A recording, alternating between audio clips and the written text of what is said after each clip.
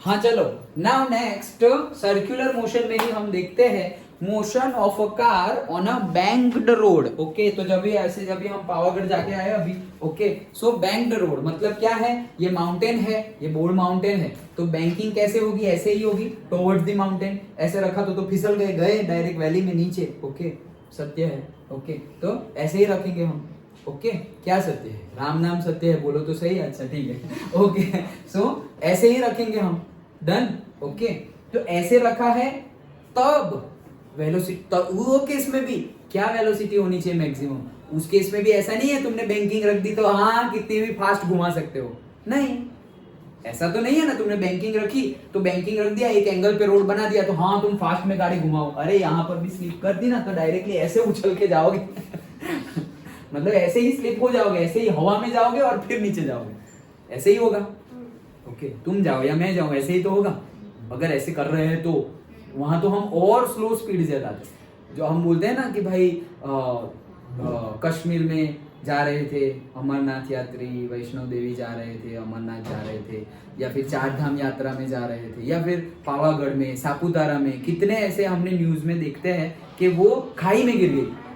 Okay, कहाँ चली गई, खाई में गिर गई। तो खाई में क्यों गिर गई, डिफरेंट डिफरेंट रीजन हो सकते हैं, लेकिन केस क्या होता है कि भाई किस सपोज ड्राइवर को नींद आ रही है, या फिर स्पीड बहुत ज्यादा है, ओके, एंगल बहुत ही ज्यादा कम रखा और सर्कुलर मोशन करने गए, किसी की थोड़ी बहुत टक्कर लग गई, ओके, कोलिजन हो गया, बहुत सारे रीजन हो सकते हैं। लेकिन अगर हमें थोड़ा भी हमें पता है बेसिक, भले ही तुम्हें फॉर्मूला ना पता हो, लेकिन इसलिए तो पहले ही दो चीजें बता दी, क्या, स्पीड कम रखो और एंगल जितना हो सके उतना ज्यादा रखो। डन, तो हम स्लिप नहीं करेंगे। सो वही चीज यहाँ पर हमें देखनी है कि कितनी, उस केस में कितनी मैक्सिमम स्पीड है। इस केस में तो मैक्सिमम स्पीड पता चल गई, क्या, square root of mu S R G, सबकी वैल्यू पुट कर दो तो तुम्हें मिल जाएगा कि भाई जो आर है, सपोज ये आर है, ओके, ऐसा समझो 10 किलोमीटर के रेडियस में तुम गोल घूम रहे हो, तो तुम्हारा आर तो 10 किलोमीटर हो गया, जी तुम्हारा 10 ले लो। अच्छा, और क्या था म्यू एस, तो म्यू एस की वैल्यू ले लो से 0.1। Okay, done. तो ये v तुम्हारा मैक्सिमम कितना मिलेगा, square root of 0.1 into 10 kilometre into g 10। अब ये 10 किलोमीटर है, किलोमीटर का मीटर में कन्वर्ट करना है, नहीं तो ये किलोमीटर पर आवर में मिलेगा।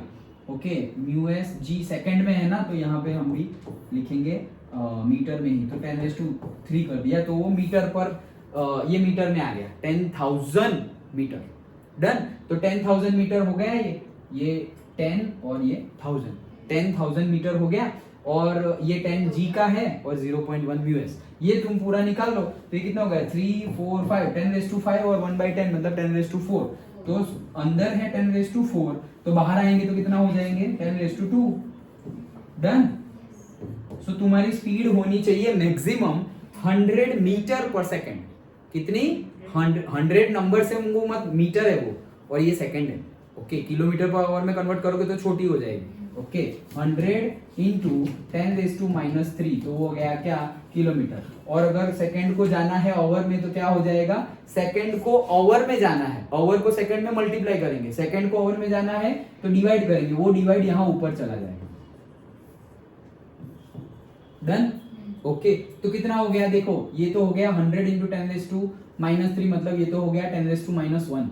10⁻1 वो नीचे चला जाएगा तो 3600, नीचे क्या है 10 किलोमीटर पर आवर, तो ये 0 कट, तो कितना हो गया 360 किलोमीटर पर आवर।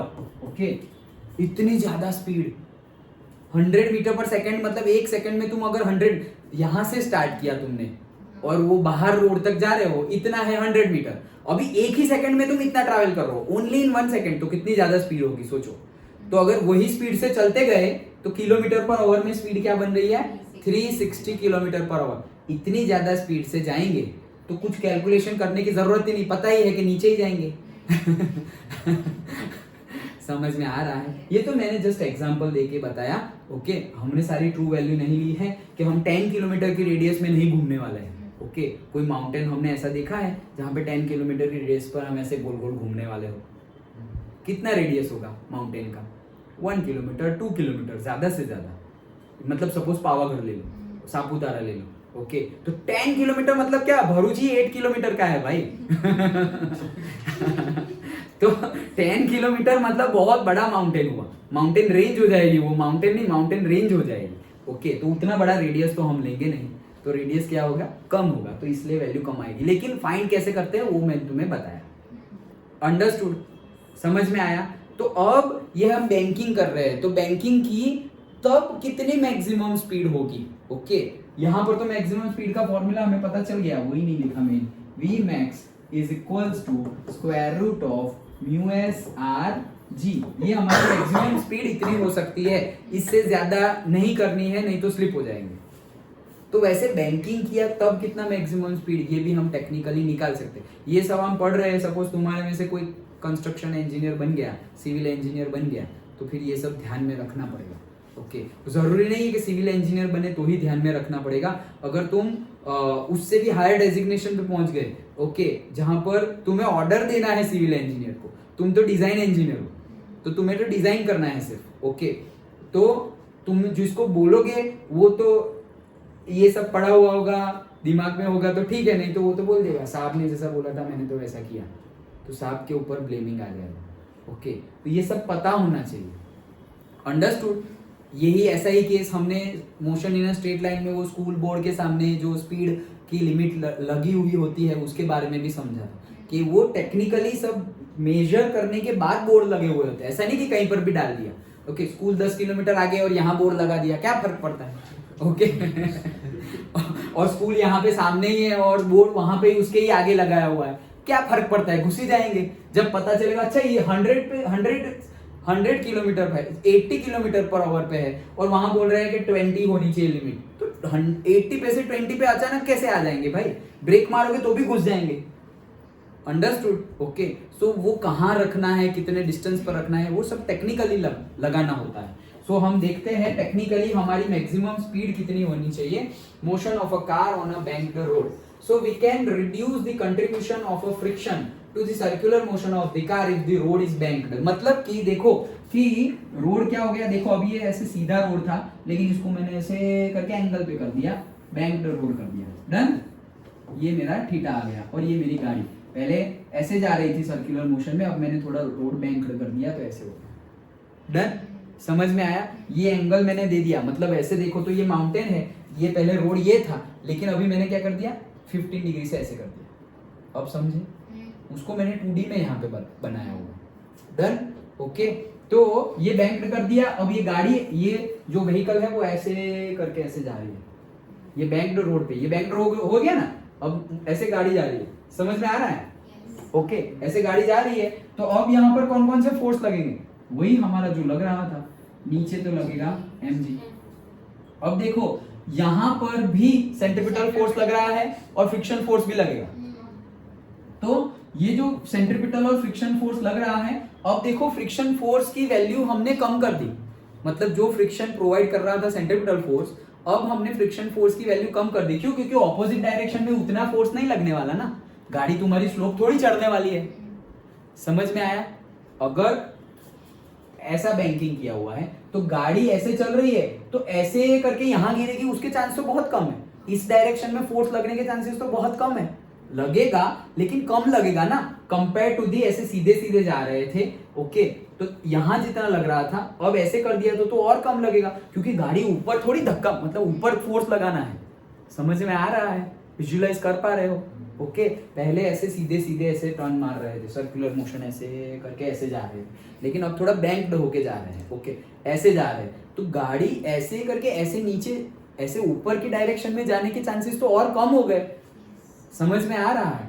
तो मतलब फ्रिक्शन फोर्स की वैल्यू, पहले पूरा का पूरा फ्रिक्शन फोर्स अप्लाई करता था क्या, और से हमें देता था सेंट्रीपिटल फोर्स।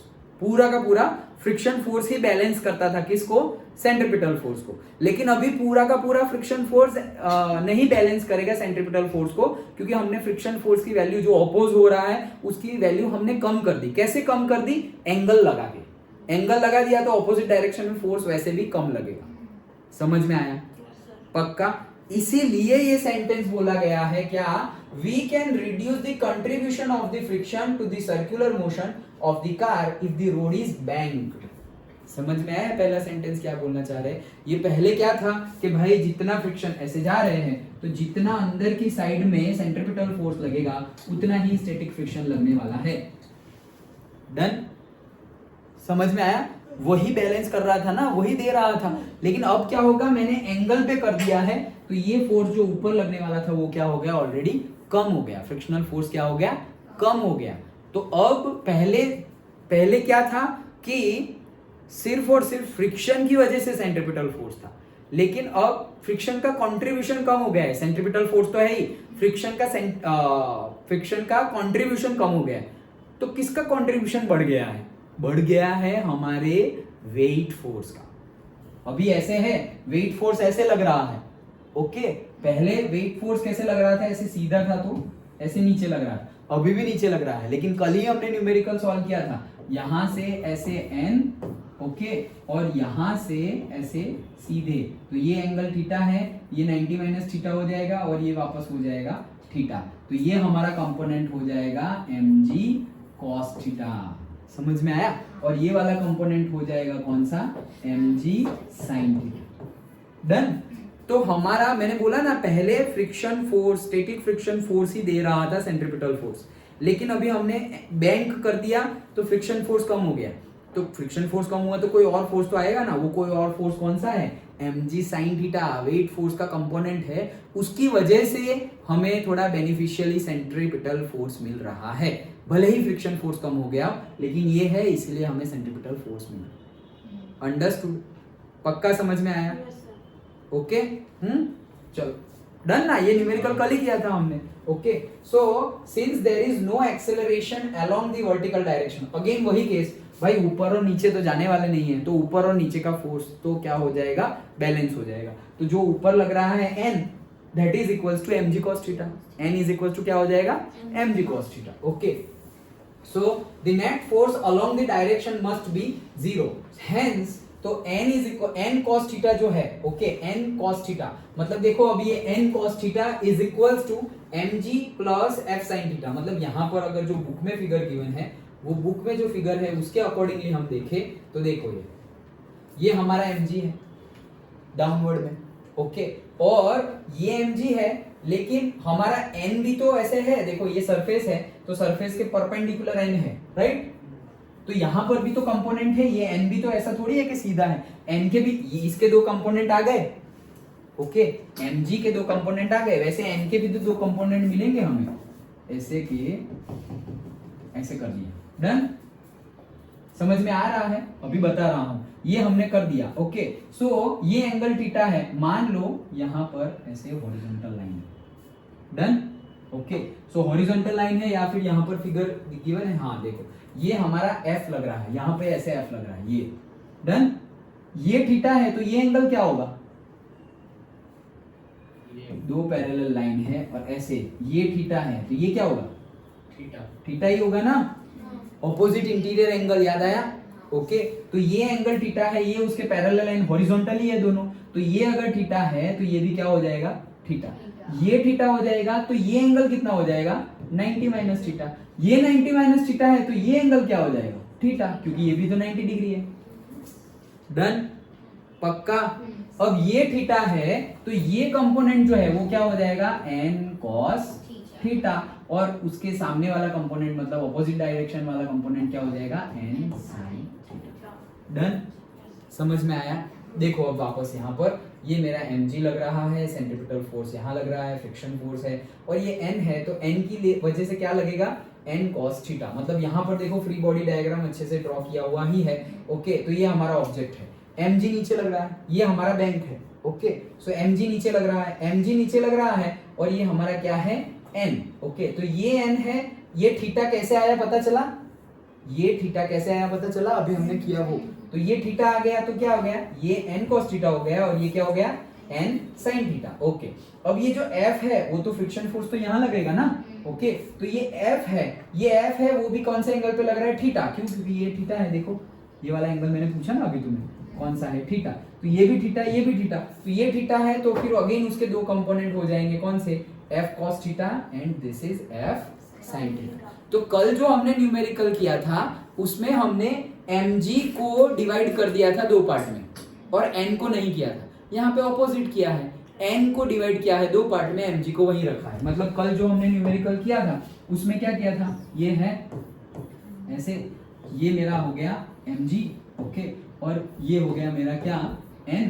तो ये हमने बोला ये थीटा है और ये कंपोनेंट क्या हो गया, mg cos थीटा, और ये कंपोनेंट, ऐसा कंपोनेंट हो गया क्या, mg sin theta. Done, correct, ऐसा ही किया था। लेकिन आज हमने क्या किया है, ये जो सीधा है उसको सीधा ही रहने दिया है। मतलब कल जैसे ऐसे रोटेट किया था वैसे रोटेट किया नहीं है। रोटेट नहीं किया तो फिर मुझे n को सीधा करना पड़ेगा, क्योंकि n टेढ़ा है यहाँ पर, तो एंगल पे है, तो फिर n एंगल पे है तो उसको वैसे निकालो। Done, okay. तो ये जो एंगल बना मेरा, ये एंगल, ये कितना है, थीटा। कैसे पता चला, ऐसे जब है, ये थीटा है, ये भी थीटा है, ये बन गया मेरा 90 माइनस थीटा, तो ये बन गया क्या, थीटा। अभी जो हमने किया वो ये वाला। Done, okay. तो ये एंगल क्या बन गया, वर्टिकल के साथ थीटा, तो ये cos थीटा और ये क्या हो जाएगा, n sin थीटा। अब ये f है, कहाँ गया f, f यहाँ लगेगा ऐसे, तो ये एंगल भी कितना है, थीटा। डन, ये थीटा है तो ये भी थीटा ही हो जाएगा। तो ये थीटा है तो अगेन इसके भी दो कंपोनेंट हो जाएंगे, ये वाला f cos थीटा और ये वाला नीचे वाला f sin थीटा। डन, पक्का, श्योर, कोई डाउट नहीं है ना। अब वो न्यूमेरिकल और इसको मिक्स मत कर देना, ओके। वहां पर हमने mg के दो कंपोनेंट निकाले थे, यहां पर हमने नॉर्मल फोर्स के दो कंपोनेंट निकाले हुए। डन, यहां पर भी अगर हम mg के दो कंपोनेंट निकाले तो हो सकता है, हो सकता है।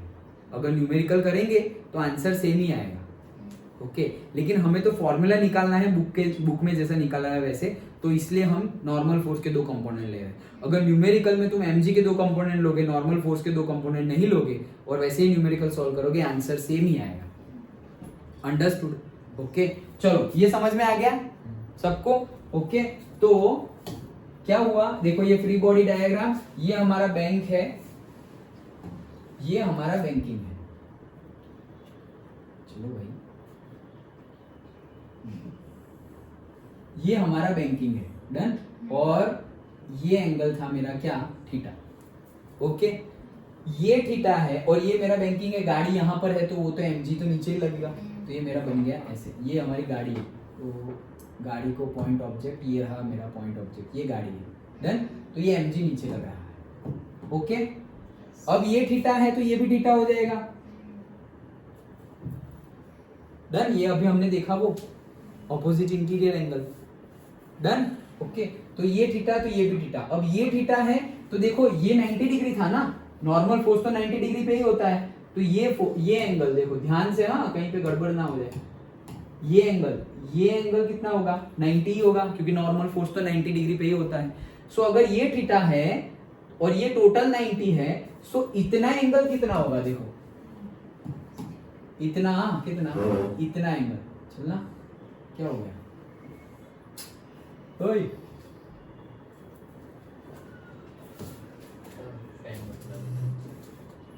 ओ पूरा फिर से सब कुछ क्या हो गया ये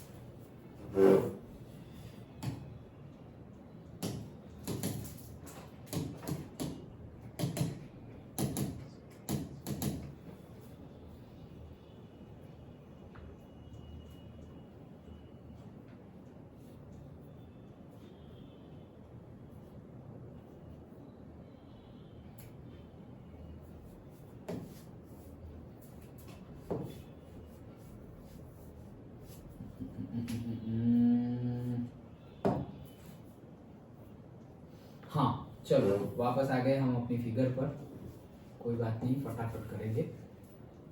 यस यस यस, अच्छा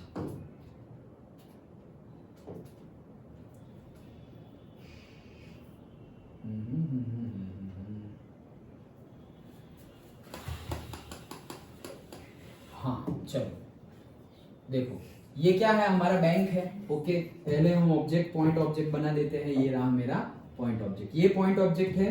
तो पर्टिकुलरली ये मेरा आ गया mg नीचे, डन, ये mg नीचे आ गया। अब मेरा बैंकिंग ऐसे है, मतलब ये ऐसे है और ये थीटा एंगल पे मैंने बैंक किया हुआ है। ओके, ये रहा, दिखाई दे रहा है बाजू में। ओके, ये वाला फिगर, ये थीटा है, तो ये एंगल भी क्या होगा, थीटा। कैसे, वर्टिकली ऑपोजिट नहीं, alternate interior angle, vertically opposite तो वो सामने सामने होते हैं। ओके, अल्टरनेट इंटीरियर एंगल, तो ये थीटा तो ये भी थीटा। अब मैं कहने का मीनिंग क्या था यहाँ पे मेरा, कि नॉर्मल फोर्स तो हमेशा हम, सरफेस है तो परपेंडिकुलर ही लगाएंगे, तो ये परपेंडिकुलर ही लग रहा है। ओके, नॉर्मल फोर्स, तो ये अगर थीटा है, इतना एंगल थीटा है, तो ये जो एंगल है दिस मच, वो कितना हो जाएगा, कितना हो जाएगा, 90 माइनस थीटा। डन। अब ये 90 माइनस थीटा है। ओके, और ये टोटल, ये हमारा n वर्टिकल है और ये n हॉरिजॉन्टल, मतलब ये हमारा क्या है, देखो यहाँ पे ऐसा है, तो मैंने यहाँ ये जो हॉरिजॉन्टल प्लेन है वैसे ही यहाँ पे एक हॉरिजॉन्टल प्लेन बना दिया। डन। और हॉरिजॉन्टल के हॉरिजॉन्टल, तो उसके 90 डिग्री मेरा क्या बन गया, वर्टिकल। तो ये एंगल, ये बड़ा एंगल, वो कितना होगा, 90 डिग्री, हॉरिजॉन्टल और वर्टिकल वाला। तो ये पूरा है 90, ये पूरा, हाँ ये पूरा है कितना, 90। तो इतना एंगल कितना है, तो देखो इतना एंगल अभी मैंने बोला कितना है, 90 माइनस थीटा, तो ये क्या हो जाएगा, थीटा। आया समझ में, आया, फिर से बताओ यार, हाँ ठीक है। ओके, देखो क्या बोल रहा हूं मैं, फिर से यहाँ पर तो सब कुछ फिर से ही करना पड़ेगा, कोई बात नहीं। ओके, देखो मेरा ऑब्जेक्ट यहाँ पर है। ओके, तो हमारा वेट फोर्स जो होता है वो तो नीचे mg लग गया, डन, ये नीचे लग गया। अब मेरा बैंकिंग कैसे था, कि भाई हॉरिजॉन्टल सरफेस कहाँ है, ऐसे, तो ये थीटा एंगल पे मैंने बैंकिंग किया, ये थीटा है, तो अल्टरनेट इंटीरियर एंगल, यहाँ पर भी ये क्या हो जाएगा, थीटा हो गया, डन। अब नॉर्मल फोर्स तो परपेंडिकुलर लगेगा, ये सरफेस है तो ये परपेंडिकुलर, मतलब this is 90 and this is also 90, done, perpendicular लग रहा है तो 90 ही होगा। ओके, तो ये भी 90, ये भी 90। अब देखो कि ये 90 में से, ये पूरा 90 में से ये तो कितना है, थीटा, तो इतना कितना हो जाएगा, 90 माइनस थीटा, क्योंकि पूरा 90 है तो ये 90 माइनस थीटा हो जाएगा। अच्छा, अब मैं क्या कर रहा हूं, ये हॉरिजॉन्टल लाइन है, ये देखो ये हॉरिजॉन्टल लाइन, ये भी हॉरिजॉन्टल लाइन, तो ये मेरी क्या हो गई, वर्टिकल लाइन। लाओ वर्टिकल लाइन ड्रॉ करते हैं, ये मेरी हॉरिजॉन्टल लाइन है और ये मेरी कौन सी है, वर्टिकल लाइन, डन। तो ये एंगल भी, तो ये हॉरिजॉन्टल और वर्टिकल के बीच में ये कलर देखो, कलर ये भी 90 डिग्री है और ये भी 90 डिग्री है, हॉरिजॉन्टल और वर्टिकल के बीच में। अब ये टोटल जो एंगल है, टोटल वो कितना है, 90, दिस इज टोटल 90, लेकिन उसमें ये टोटल 90 में इतना एंगल जो है वो कितना है, 90 माइनस थीटा, तो ये एंगल कितना हो जाएगा, थीटा हो गया अगेन, क्योंकि टोटल 90 है, डन। तो इसीलिए ये आ गया थीटा। आया समझ में, पक्का। अब ये थीटा आ गया, तो अब देखो अगर ये थीटा है और ये n है, तो ये हो गया n cos थीटा और ये हो गया n sin थीटा, ये रहा, डन। अब ये थीटा है ये वाला, तो ये थीटा है और ये f है, तो ये हो जाएगा f cos थीटा और नीचे आ जाएगा f sin थीटा, डन, पक्का। आगे बढ़े, सारे फोर्सेस आ गए हैं, एक mg नीचे लग रहा है। ओके, अब फ्रिक्शन फोर्स ऐसे एंगल पे लग रहा है, तो एंगल पे लगेगा तो उसके भी दो कंपोनेंट हो जाएंगे, f cos theta and f sin theta. f sin theta इसके साथ मिल जाएगा, mg के साथ मिल गया। अब नॉर्मल फोर्स भी परपेंडिकुलर लग रहा है, तो वो भी एक एंगल बना रहा है थीटा, तो वो भी बन जाएगा n cos theta n sin theta. ये जो n sin थीटा है और f cos थीटा है, दोनों के दोनों ऐसे हॉरिजॉन्टल डायरेक्शन में जा रहे हैं, डन। इतने फोर्स लग गए, बस अब तो हमारा क्या, सेकंड लॉ अप्लाई करेंगे हम, तो आंसर आ जाएगा हमारा। ओके चलो, तो ये सब कुछ हमने लिख दिया, एंगल समझ गए। नाउ हम देखते हैं देखो ये कहां से आया अब तुम्हें पता चलेगा। अब देखो net force along the direction, कौन सी डायरेक्शन में, वर्टिकल डायरेक्शन में नेट फोर्स क्या हो जाएगा, जीरो, क्योंकि हम वर्टिकल में तो मूवमेंट कर ही नहीं रहे हैं। सो वर्टिकल में नेट फोर्स जीरो हो जाएगा, तो ये रहा मेरा वर्टिकल डायरेक्शन। तो ये क्या हो गया, n cos theta that is equal to f sin theta plus mg, simple. Okay, तो ये हो गया n cos theta that is equals to n cos theta that is equals to mg plus f sin theta. Done. n cos theta एक direction में और दूसरी direction में f sin theta plus mg। पहला इक्वेशन समझ में आ गया। दूसरा इक्वेशन अब यहां पर कोई डाउट नहीं है ना यहाँ पर। ओके, दूसरा equation, the centripetal force is provided by the horizontal component. जैसे हमने बोला था कि लास्ट केस में लेवल रोड पे क्या था, सेंट्रीपिटल फोर्स ही friction force, static friction force ही सेंट्रीपिटल फोर्स हमें देता था। लेकिन अब इस केस में हमने बैंग किया है तो फ्रिक्शन फोर्स तो कम लगेगा, लेकिन हमारा वेट फोर्स का जो कंपोनेंट था वो प्रोवाइड करेगा। तो हमने वेट फोर्स का यहाँ पे कंपोनेंट नहीं लिया है, कोई बात नहीं, नॉर्मल फोर्स का कंपोनेंट तो लिया है। मैंने तुम्हें एग्जांपल किसका दिया था, वेट फोर्स का कंपोनेंट। कैसे दिया था, ये यहाँ पे आ जाए तो अच्छा है, आ जाएगा। ओके, ये रहा, देखो कि मैंने क्या बोला था कि फ्रिक्शन फोर्स को बैलेंस कौन करेगा, वेट फोर्स का कंपोनेंट। मतलब ये mg है तो ये mg cos थीटा हो जाएगा और ये हो जाएगा mg sin थीटा। तो ये mg sin थीटा एडिशनल है, वो बैलेंस करेगा। जैसे फ्रिक्शन कम हुआ लेकिन बढ़ाएगा कौन वापस, फोर्स, सेंट्रीपिटल फोर्स कौन प्रोवाइड करेगा, mg sin थीटा। लेकिन हमने mg के कंपोनेंट नहीं लिखे, mg को वही रखा है, तो n के कंपोनेंट ले लो। तो n को कंपोनेंट लिए तो वहां पर भी ये n cos थीटा है और ये वाला क्या बन जाएगा, n sin थीटा। ये इस डायरेक्शन में क्या हो जाएगा, n sin थीटा। ओके, तो n sin थीटा प्रोवाइड करेगा, या तो mg का कंपोनेंट प्रोवाइड करेगा एडिशनल फोर्स, या तो फिर रिएक्शन फोर्स का कंपोनेंट प्रोवाइड करेगा एडिशनल फोर्स। डन। ओके, चलो, सो व्हाटएवर यहाँ पर जो भी हो, तो यहाँ पे हम समझ गए कि सेंट्रीपिटल फोर्स इज प्रोवाइडेड, तो n और f दोनों मिलके बना रहा है कि n के लिए वजह से ये लग रहा है n sin थीटा और f की वजह से ये लग रहा है f cos थीटा। और तुम्हारी मोशन भी इसी डायरेक्शन में हो रही है। सो मोशन उसी डायरेक्शन में हो रही है, इसलिए हमने क्या लिख दिया, n sin theta plus f cos theta.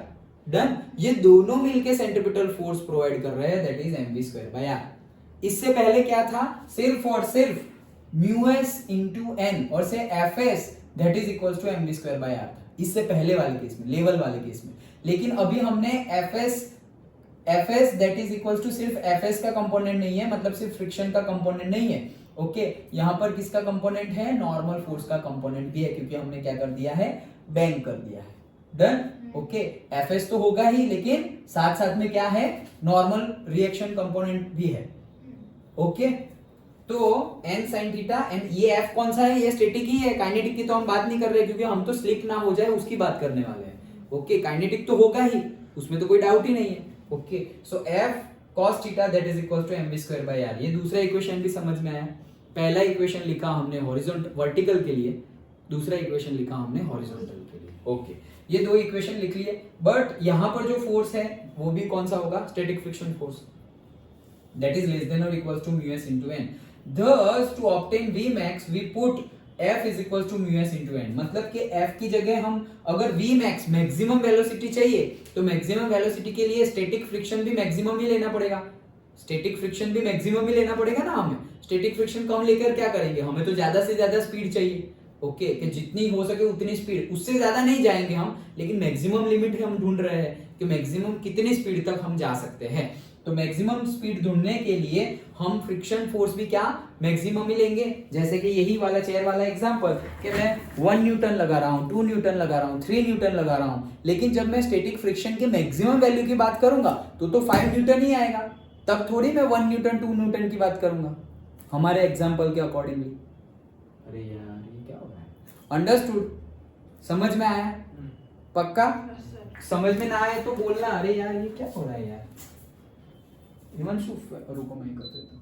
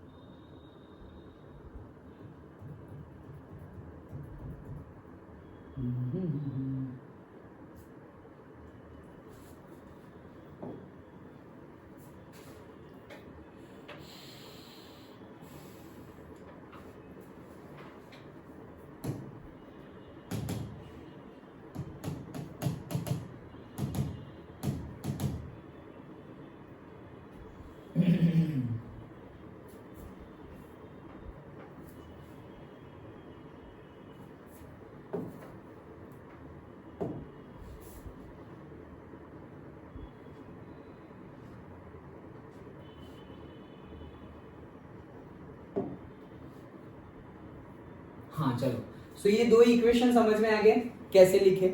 एक पहले वर्टिकल डायरेक्शन लिखी तो उसके लिए आ गया n cos theta is equals to mg plus f sin theta, and दूसरे के लिए हमने देखा हॉरिजॉन्टल में n sin theta plus f cos theta, वो दोनों ही प्रोवाइड कर रहे हैं सेंट्रीपिटल फोर्स mv²/r। लेकिन अगर हमें मैक्सिमम चाहिए, वेलोसिटी क्या चाहिए, मैक्सिमम की फाइंड कर रहे हैं ना हम, तो fs भी क्या लेंगे, मैक्सिमम। तो fs मैक्सिमम मतलब क्या था, μs इंटू n। ओके, सो जहां पर हमारा f है वहां पर हम μs इंटू n लिख देंगे। तो देखो यहाँ पे मैं थोड़ा बहुत लिख कर बताता हूँ। ये हमारा पहला था n cos theta that is equals to mg plus f sin theta, and दूसरा था हमारा कौन सा, n sin theta that is plus f cos theta that is equals to mv²/r। अब क्या बोल रहे हैं कि अगर v max चाहिए तो f की स्टैटिक फ्रिक्शन मैक्सिमम ही होना चाहिए, तो fs की जगह में μs इंटू n लिख दूंगा। सो n cos थीटा पहला इक्वेशन, ये पहला है और ये दूसरा है। सो पहले इक्वेशन में n cos theta mg plus यहाँ पे लिख दिया मैंने μs इंटू n, f का फॉर्मूला लिखा और कुछ नहीं किया। डन, समझ में आया। अब मैथमेटिकल स्टेप है, इसको इस साइड ले आओ। सो n cos थीटा वो इस साइड आएगा तो प्लस का हो जाएगा minus μs n sin theta that is equals to क्या है, mg। ओके, n कॉमन ले लो, तो n कॉमन ले लिया तो यहाँ क्या आ गया, cos theta minus μs, n तो निकल गया है, sin theta that is equals to what, m into g। Done, इतना समझ में आ गया। ओके, अब दूसरा इक्वेशन में भी ऐसा करेंगे। तो दूसरे इक्वेशन में भी हम ऐसा करते हैं कि क्या है, n sin theta plus f की जगह μs into n cos theta is equals to mv²/r। और ये v कौन सा है, मैक्सिमम। डन, क्योंकि स्टैटिक फ्रिक्शन लिया है तो मैक्सिमम v इतना ही जाएगा, इससे ज्यादा हो सकता नहीं है। ओके, सो कहाँ गया हमारा ये n, ये लास्ट वाला है ना, this. Okay, and this. Okay, अब इसमें से भी n कॉमन ले सकते हैं, तो n कॉमन ले लिया तो क्या बच जाए, sin थीटा और से μs cos theta that is equals to mv max to the whole square divided by r। Done, यहाँ ध्यान दो Nirbhay. So that is equals to mv²/r। ये हमने दोनों में क्या किया, जहां जहां f है वहां पर μs इंटू n लिख दिया। तो हमारे ये दो फॉर्मूला मिल गए, एक ये थर्ड और ये वाला एक फोर्थ। ओके, सो ये थर्ड और फोर्थ इक्वेशन मिल गया। अब देखो कि अगर हम इनको डिवाइड करें, ओके, तो डिवाइड करेंगे तो भी मिलेगा, या तो फिर तुम डायरेक्टली n की वैल्यू भी पुट कर सकते हो। देखो हाँ, से n की वैल्यू पुट कर लो। यहाँ से n की वैल्यू क्या आएगी, n की वैल्यू यहाँ से क्या आएगी, देखो n की वैल्यू क्या आएगी, बोलो जल्दी। Correct, mg divided by this. Done. Okay, तो वो n की वैल्यू यहाँ रख रहा हूँ, तो n की जगह मैं क्या रख रहा हूँ, mg upon cos theta minus μs sin theta. ये इसके ये नीचे चला जाएगा ना, तो mg के नीचे ये आ गया that is equals to n। वो n की वैल्यू मैंने यहाँ रख दी, तो n की जगह पर mg upon cos theta minus μs sin theta, और ये जो यहाँ है वो तो है ही, उसमें कोई चेंज नहीं।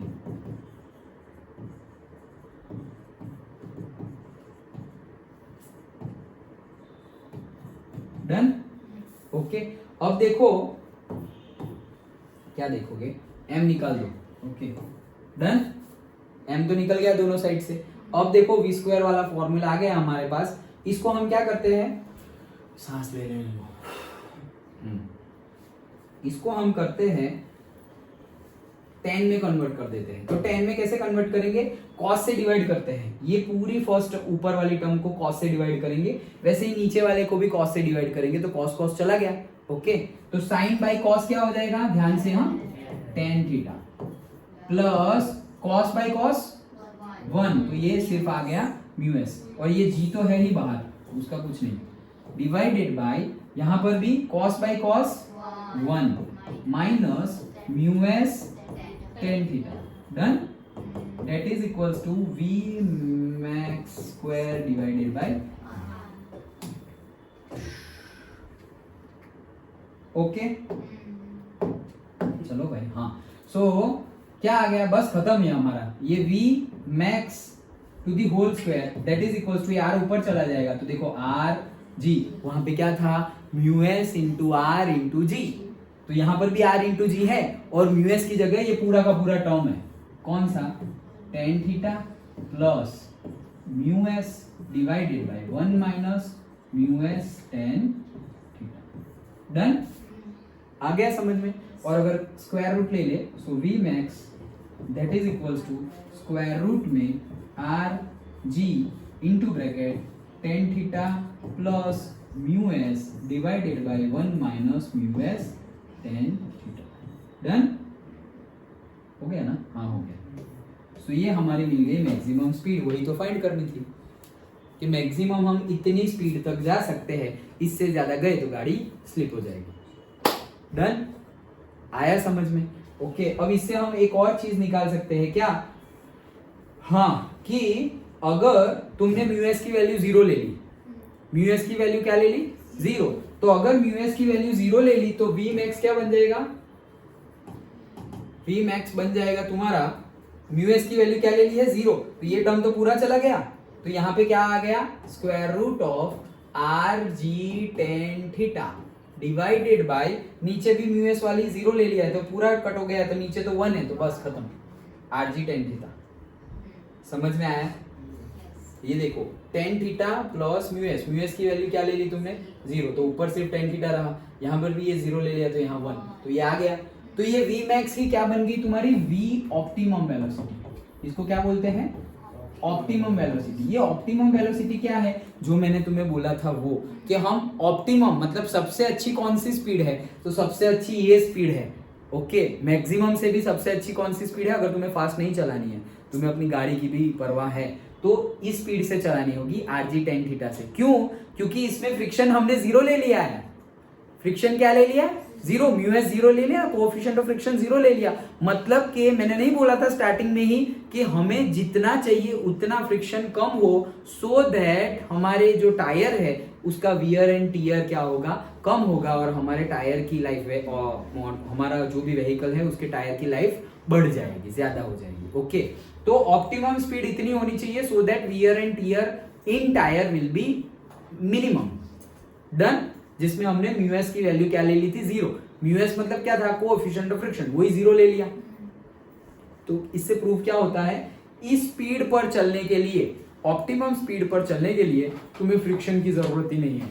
देखो कहाँ है फ्रिक्शन, म्यू एस है ही नहीं इसमें, तो ये स्पीड पर चलने के लिए तुम्हें फ्रिक्शन की जरूरत ही नहीं है। लेकिन कब, बैंक रोड पे, बैंक रोड पे तुम्हें फ्रिक्शन की जरूरत ही नहीं है, इस स्पीड पर चलोगे तो, इससे अलग स्पीड पर चलोगे तो फ्रिक्शन की जरूरत है। डन, आया समझ में। तो वही पूरा यहाँ पर देखो सॉल्यूशन लेके आ गए हैं और हमारा फॉर्मूला आ गया, V max is equals to R G tan theta plus mu S 1 minus this, square root में है तो उन्होंने 1/2 लिखा हुआ है। एंड अगेन वो जो मैंने अभी बोला वही, कि we see that maximum possible speed of a car on a bank road is greater than that of a flat road. Flat road में जो हमने देखा था, फ्लैट रोड के लिए क्या था, v max is equal to square root of mu s r g, ये था राइट। तो r और g तो दोनों में है, लेकिन यहाँ पर mu s है तो यहाँ पे mu s के साथ साथ दूसरा भी कुछ है, समझ में आया। तो म्यू एस फ्रिक्शन फोर्स ज्यादा है, फ्रिक्शन फोर्स ज्यादा है इसलिए स्पीड भी क्या मिलेगी, ज्यादा। मतलब तुम सर्कुलर से ज्यादा स्पीड से तो सर्कुलर मोशन में बैंक रोड पे चला सकते हो, क्योंकि तुम्हें फ्रिक्शन ऑपोजिट डायरेक्शन, स्लिप होने के लिए ऑपोजिट डायरेक्शन में जाना पड़ेगा, तो वो चांसेस कम है स्लिप होने के। लेकिन सर्कुलर मोशन में चांसेस ज्यादा है, मतलब लेवल रोड पे चांसेस ज्यादा है, दोनों ही सर्कुलर मोशन है। Okay, so say for mu S is equals to 0, this is optimum speed R G tan theta, वही हमने जो देखा। At this speed friction force is not needed at all to provide the necessary centripetal force. Driving at this speed on a bank road will cause a little wear and tear of the tyres. The same equation also tells you that for v less than v not, मतलब कि तुम optimum speed से भी कम speed में चला रहे हो, optimum speed से भी कम स्पीड में चला रहे हो, frictional force will be up the slope and that car can be parked only if tan theta is less than or equals to mu s। तो ये भी एक मार्क में पूछा जा सकता है, याद रखना।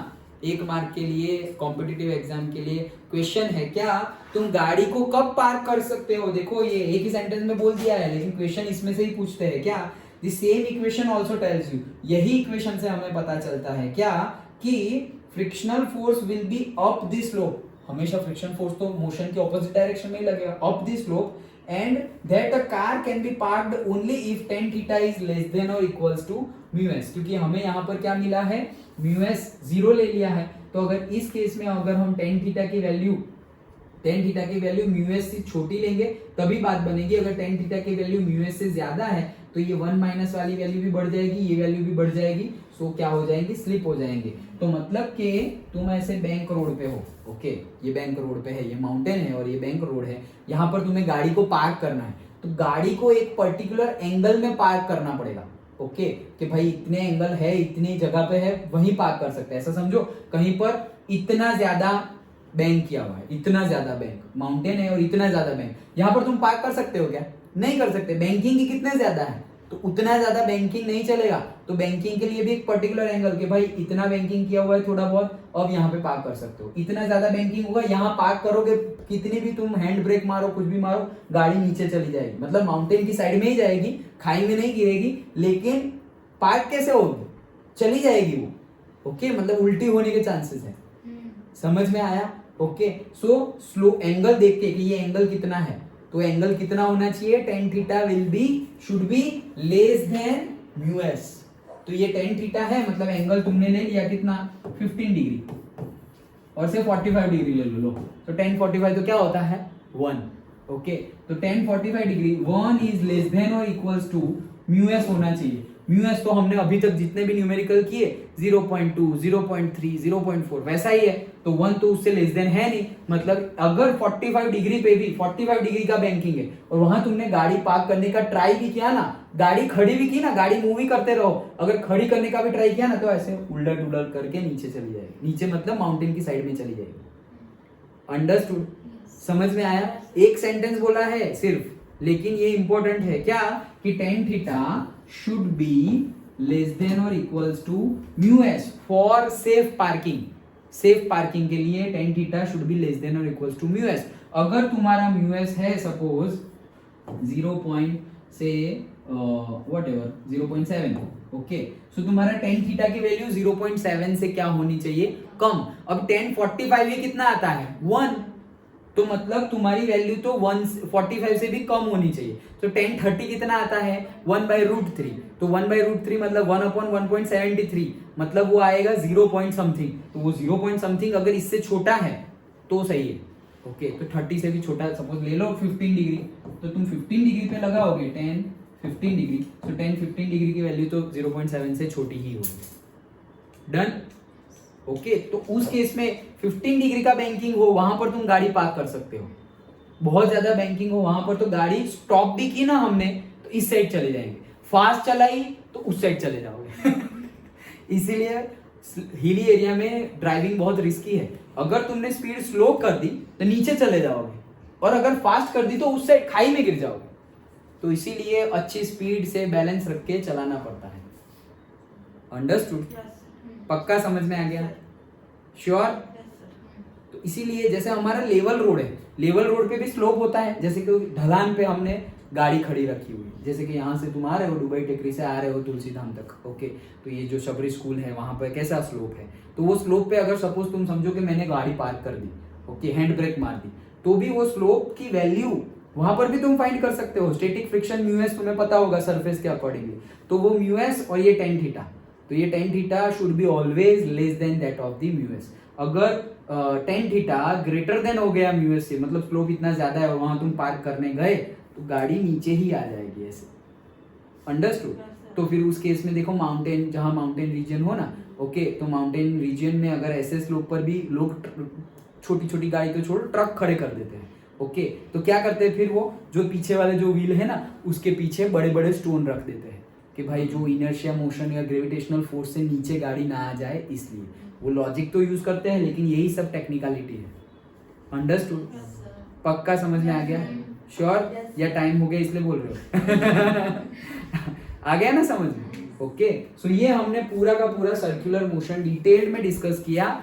डायनेमिक्स, काइनेटिक्स तो हमने पहले ही डिस्कस कर लिया था, फोर्स कौन कौन सा लगेगा, तो सिंपल हमने सबसे पहले देखा क्या, लेवल रोड। तो लेवल रोड में तो क्या है भाई, ऊपर n और नीचे mg, बात खत्म। और जो फ्रिक्शनल फोर्स होगा Fs, दैट इज वही प्रोवाइड कर रहा है centripetal force. So FS should be less than or equals to mu s into N. FS की जगह ही हम mv स्क्वायर बाय आर लिख सकते हैं, ओके, सेंट्रीपिटल फोर्स। सो हमारा v का फॉर्मूला मिल जाएगा, मैक्सिमम स्पीड का फॉर्मूला मिल जाएगा square root of mu S R G, simple.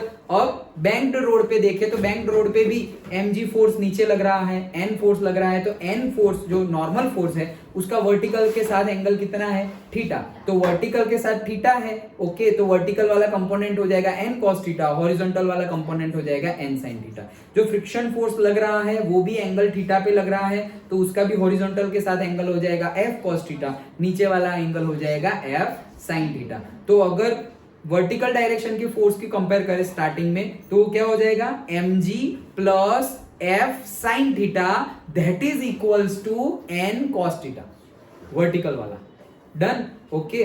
और अब हॉरिजॉन्टल वाला कंपेयर करें तो हॉरिजॉन्टल में है f cos theta n plus n sin theta that is equals to mv square by r, done. दो इक्वेशन कैसे बनाए समझ में आया ना एफबीडी पर से, और फिर वो दो इक्वेशन हमने यहां पर समझे, ये दो इक्वेशन बना दिए। अब क्या किया कि अगर हमें मैक्सिमम स्पीड चाहिए तो स्टैटिक फ्रिक्शन की वैल्यू भी मैक्सिमम होनी चाहिए, तो जहां जहां पर f है वहां वहां पर म्यू एस इंटू एन रख दो। तो जहां जहां f है ये वहां म्यू एस इंटू एन रख दिया, उसको इस साइड लेके आए और ये टर्म मिली इक्वेशन 3। फिर सेकंड में भी जहां f है वहां म्यू एस लिख दिया, तो हमें मिल गया इक्वेशन 4। अब इक्वेशन 4 पर से तुम n की वैल्यू निकाल सकते हो, या इक्वेशन 3 पर से भी तुम n की वैल्यू निकाल सकते हो, दोनों पर से तुम n की वैल्यू निकाल सकते हो। वो n की वैल्यू जिसमें से 3 में से निकाली तो 4 में रख दो, या 4 में से निकाली तो 3 में रख दो, तो तुम्हें मिलेगा ये हमारा इक्वेशन। m दोनों साइड से कट हो जाएगा एंड डायरेक्टली तुम्हें ये फॉर्मूला मिल जाएगा v max का square that is equals to rg, and this v max हो जाएगा rg into mu S plus tan theta upon 1 minus mu S into tan theta square root में, okay, ये मिल गया हमें। तो ये है मैक्सिमम स्पीड का फॉर्मूला।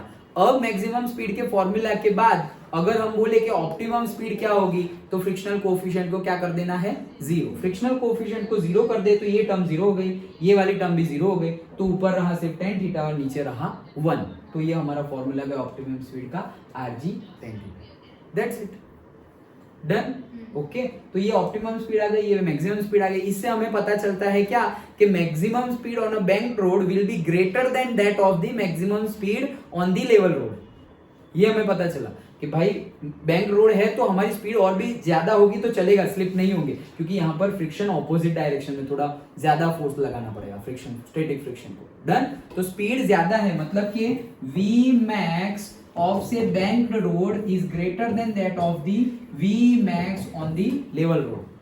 समझ में आया? ओके, तो ये है। और लास्ट केस हमने देखा क्या कि जब गाड़ी पार्क करनी हो उस केस में tan theta should be less than or equals to mu s. अगर उससे ज्यादा हुआ, इक्वल हुआ तो भी चलेगा, लेकिन ज्यादा हुआ तो गाड़ी स्लिप हो जाएगी, डन। पूरा कंसेप्ट अच्छे से समझ में आ गया, पक्का? तो कल न्यूमेरिकल नहीं, कल ये दोनों डिराइव करना है तुम्हें, ओके, डेली टेस्ट में। ओके डन, बस इतना ही रखते हैं सर। आप किस बात के लिए बच्चे कब से इंतजार